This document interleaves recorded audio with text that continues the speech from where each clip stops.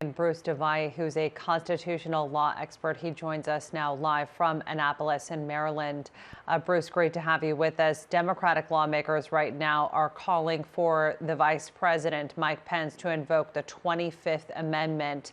As a constitutional law expert, maybe you can explain to our viewers what the 25th Amendment is. The intention is obviously to remove the president from office in the wake of the events that we've seen unfold today. Let me first of all thank you for having me. Today was heartbreaking, and in a way it's comforting to be with you. It's like an old friend and comforting. I think you're as heartbroken as I am. This is not how it's supposed to work. We are a nation where the processes are sacred, the processes matter. Ultimately, the people do not. We have flawed people that have run our country in the past, but we've never had anyone do what President Trump did today. The 25th Amendment was passed in 1967. It was a reaction to the issue that became apparent when President John F. Kennedy, was assassinated. The issue became what would happen if he had lived instead of died. If he had not died, he would have been incapacitated. And the Constitution did not provide for a transition of power for an incapacitated president. So there are four clauses or four sections to the 25th Amendment. The fourth one is the one that matters now. The first three are in the event of an incapacity, voluntary incapacity if you become sick. Actually, President George W. Bush invoked it twice when he was going under anesthetic for surgery. But the fourth section of the 25th Amendment is the interesting one. It's where the Vice President can send a notice to the President pro tem of the Senate and the Speaker of the House that in his opinion, and it has to be in writing, that the President is incapable and unable to carry out his duties.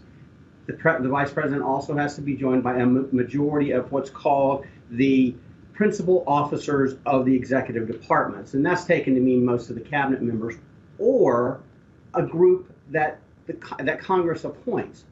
What would happen if that happens, if Vice President Pence sent that notice to the President pro tem? So what happens is the Vice President and a majority of the officers of the cabinet will send a letter to the President pro tem of the Senate and to the Speaker of the House saying that the President can no longer discharge his duties. He is no longer fit to carry forth the duties of the President.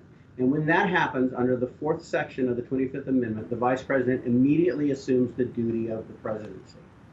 Thereafter, the President can send a letter to the Senate, the leader of the Senate pro tem and the Speaker of the House within 4 days saying he is fit. Then, in 48 hours, there's a joint session of Congress, and they vote on whether or not the President is fit to carry forth the duties of his office. That vote is not a majority. It's very interesting. I had a friend of mine ask me today, what happens if it's a 50-50 split on the 25th Amendment? Would Kamala Harris come in and break the tie? Well, that would never happen because it's a supermajority. It takes a 2/3 vote, 66%, 2/3 of 66 senators and 2/3 of the House to overturn the decision that the President is unfit. That's what the 25th Amendment is. And again, it was set into place not to take the President out of office, but to determine what would happen if the President were incapacitated, much as John F. Kennedy was during his assassination, had he lived, or if the President was stricken ill or involved in an accident. President Reagan, when he was shot, the 25th Amendment was invoked for a brief period of time. So, Bruce, this kind of folds into my next question right now when we're talking about sort of decreasing the tensions that we've seen and obviously the division that we've seen in the aftermath of the November election. This all started with GOP senators who wanted to essentially challenge, in this joint session of Congress, they wanted to challenge the Electoral College results of Vice President-elect Joe Biden as the victor in the November election. We know that this started with Senator Josh Hawley, who was actually the first senator to announce that he would protest the Electoral College results. For our viewers, could you just explain why we saw some Republicans contesting this? I want to report that some Republicans now say after the siege that we saw on the Capitol, they're no longer going to, but there are still lawmakers that are loyal enough to the president right now to go ahead and do that in these proceedings? Probably not going to make a difference here. We're going to see the certification of Joe Biden, but can you walk us through what they're trying to achieve? Basically, what happens is the Election Act that arose from the election of 1876, which was incredibly contentious. That election featured 3 states where the electors, there were 2 groups of electors, the Republican electors and the Democrat electors. What ended up happening was Benjamin Harrison won the presidency, but there was a great compromise. The end result of that compromise was the law that we're seeing now about how the Electoral College votes are counted. The ultimate end result was Reformation was stopped. Federal troops withdrew from the South, and Jim Crow came into being, and race relations have not recovered since. However, what happens is each state gets called in order, as we saw today. Alabama first, Alaska second, and then when Arizona called was when all hell broke loose, if you will. An objection was lodged. What happens is the objection has to be stated concisely, and it must be in writing. And essentially, they're objecting to the electors, to whether or not the electors are validly placed or they're validly participating.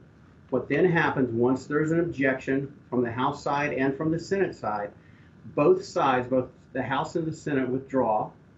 There's no debate. They withdraw, and then they debate on their own, and they vote, and then they come back. The fact of the matter is it takes a majority to override each state's electors. That simply will not happen. Even if the Senate overrides, even if the Senate votes in favor of setting aside, say, the vote in Georgia, the House has to do so. And that simply is not going to happen. It is a very good law to have. It's a very good process that has served us well. We've seen it a few times in history, I think recently in 2006 in Ohio, because there can be some problems with states sending proper electors with the propriety of the Electoral College within each state. It is not intended to override the vote of the people. It is not intended to be a power grab or to be used to maintain power as though we were a banana.